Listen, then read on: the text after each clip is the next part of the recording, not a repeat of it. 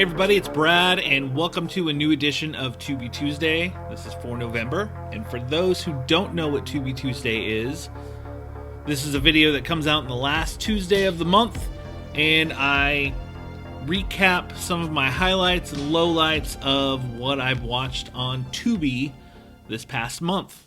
And for those who don't know what Tubi is, it is a free streaming service that you can find in app. There's an app for it, or you can find online at tubi.tv. So I highly recommend checking out Tubi. It's got a lot of great content on it. So we're going to roll off. We're going to start with the bottom. We're going to start off with the lowlights of what I watched last month. And the first one on the list is called Christmas Twister. This is from 2012, starring Casper Van Dien. And this is a movie about a town in Texas that during the holidays, the storms are rolling in and they are getting high twisters, and one is, threatening this town.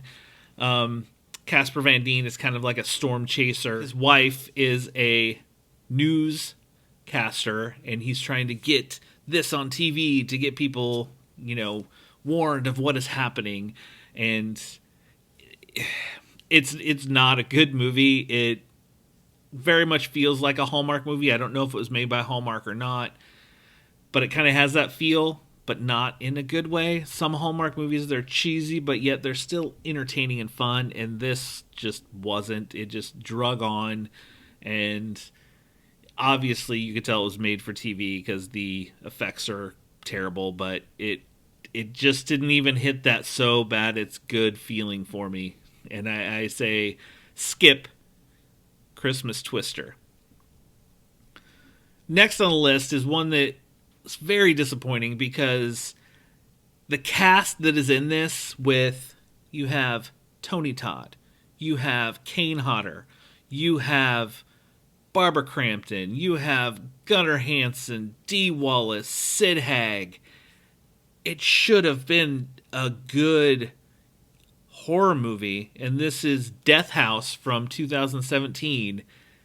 It was not good. I mean, it's about two agents who are in, quote-unquote, something that's called a death house, where there's inmates and they're trying to survive their time as, supernatural stuff is coming out and the inmates are coming after them and all kinds of weird stuff. It had a few good practical kills to it, but other than that, this movie just, one, it made absolutely zero sense, and two, it wasn't acted well, and you had all these horror actors in it that you just put them in a role just to say, hey, I had Sid Haig in my movie, and he's in it for 10 seconds, or hey, I had Tony Todd for bookends, the beginning and the end. It didn't work. Avoid Death House. I know some people would look at it, horror fans would look at it and be like, oh, look at the cast. No, don't do it. Don't do it. So the final low light for November is a movie from 2018, and it's called Minutes to Midnight, starring Richard Grieco and William Baldwin. I know right there you're like, man, this has to be the best movie ever, and it's not. It another one of these that I hoped was so cheesy it was good. It's about a group of kids who go to a house, up in the mountains. They're going to kind of like the log cabin for a weekend kind of party, and there's supposedly a storm coming that people are worried about, and which never, it gets mentioned multiple times and never comes into play really in the movie. And then there's, killers after them, and a lot of things happen, and it's not good. It's not good at all. It's boring and poorly acted, which you would expect. I mean, low budget horror movies, that happens, but it didn't hit at all. It was, I could not wait for it to be over. Let's just say that. I think it was 82 minutes or something like that, and it felt like it was like 3 hours. So avoid Minutes to Midnight. All right, let's flip it around. Let's talk about the highlights of films I watched on Tubi in November. And the first one is a movie I knew about and I've always wanted to see, and I just never have. It's from 2006. It's called Seraphin Falls. It stars Liam Neeson and Pierce Brosnan. And this takes place after the Civil War, and one man who is hunting down another man he has a grudge against. And I really enjoyed the movie. I think anyone who is a fan of Westerns will enjoy this movie. It was just a, almost 2-hour chase of Liam Neeson chasing Pierce Brosnan. And, I mean, you'll get the story of why he's going after him and what he wants. But it was really well done, and highly recommend checking out Seraphin Falls if you haven't seen it. So next on the list is a movie from Guy Ritchie that I have not seen, well, until now. And that is from 2008. That's Rock'n'Rolla. And it stars Gerard Butler, Idris Elba, and a whole flock of other casts that Guy Ritchie has used before, about a Russian mobster who is trying to orchestrate a crooked deal against all these other people, and, these little side stories, they kind of overlap with each other and in a Guy Ritchie way. And I really liked it. I mean, I like Guy Ritchie. I even enjoyed his King Arthur, but we won't tell people that. Shh. If you haven't seen Rock'n'Rolla and you like Guy Ritchie's style of film, definitely watch Rock'n'Rolla. All right, the final one for November on my highlights is a movie I clicked on to watch because I'd seen the poster, and I always thought the poster looked cool. And more often than not, when you watch a movie, especially like a horror movie, you see a cool poster, the movie isn't necessarily always that great. But this one surprised me, and that is from 2008, Trailer Park of Terror. And this is about a group of kids who their bus breaks down, and it's during a big storm, so they find this trailer park nearby that they seek refuge to kind of stay the night and make it through the storm. And in this trailer park, it is kind of led by this woman who is kind of like the ringleader of this trailer park, and a bunch of little, terrorizing things happen to the kids throughout the night. I mean, I'm not going to give anything away. It had some good practical work. It had some good creepy stories kind of as it goes through happening to these kids.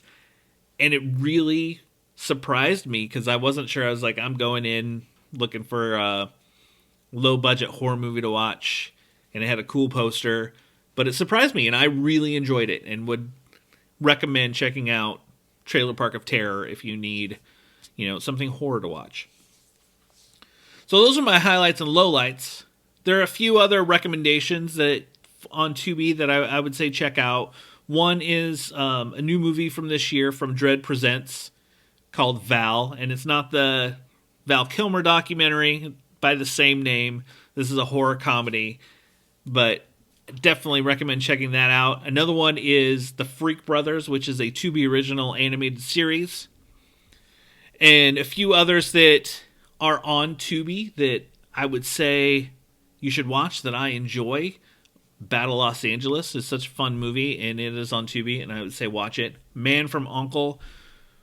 with Henry Cavill and Armie Hammer. I really like that movie a lot. I think Tubi is the only place you can stream it right now, so definitely watch Man from U.N.C.L.E. if you've never seen it. And my last one is Uncle Peckerhead. It is a horror comedy from 2020, also from Dread Presents. It was one of my favorite movies from last year. It was just so much fun, hilarious. It was a good comedy horror with, some good music in there as well. And then rolling into December, I can't wait to watch see what I watched for December. There are a few films that I enjoy coming to Tubi in December, like Social Network. It's a great movie for 2010. 300: Rise of an Empire. I actually like it better than the original one. Resident Evil. Anyone who listens to our podcast knows I'm a big fan of the Resident Evil series. I know they're bad, but I really like them. Burn After Reading is a great movie. It's coming to Tubi in December. If you need a good holiday movie, fun holiday movie to watch, Jingle All the Way is coming to Tubi in December. And there's so much more. Where the Wild Things Are, The Long Kiss Goodnight, and many others. So keep watching Tubi on there because they're adding new movies all the time, and it's a great service, completely free. I love watching movies on there. I want to thank you for watching another Tubi Tuesday video. Before I go, I do want to say follow our podcast over at wearethecinemagays.com. Make sure you follow us on social media, particularly Twitter and Instagram at The Cinema Guys, because we are going to have 2 giveaways here very soon. One is for the film Saint Maud, which hits Blu-ray and DVD November 30th, which this Tuesday that this is coming out, and is from A24 and acclaimed director Rose Glass. This is a boldly original film the Esquire calls a mesmerizing horror masterpiece, and it is a really well done movie. Definitely check out Saint Maud, but we are going to have a Blu-ray giveaway coming soon, so watch for that over on our social. Make sure you follow us on both Instagram and Twitter so you don't miss it. The other one is another horror movie called A House on the Bayou. This is an unnerving horror thriller of a family vacation in Louisiana takes a sinister turn when neighbors show up for dinner uninvited, testing the family's bond and forcing secrets to come to light. This is from Paramount Pictures. It is on demand right now. You can rent it. But like I said, watch our social medias at Instagram and Twitter because we are going to have a giveaway for a digital rental for House on the Bayou. You don't want to miss it. Thanks again for watching. Be back in December for another Tubi Tuesday. Watch for it. Make sure you like and subscribe to the channel so you don't miss it. And until next time, maybe we will see you at the movies.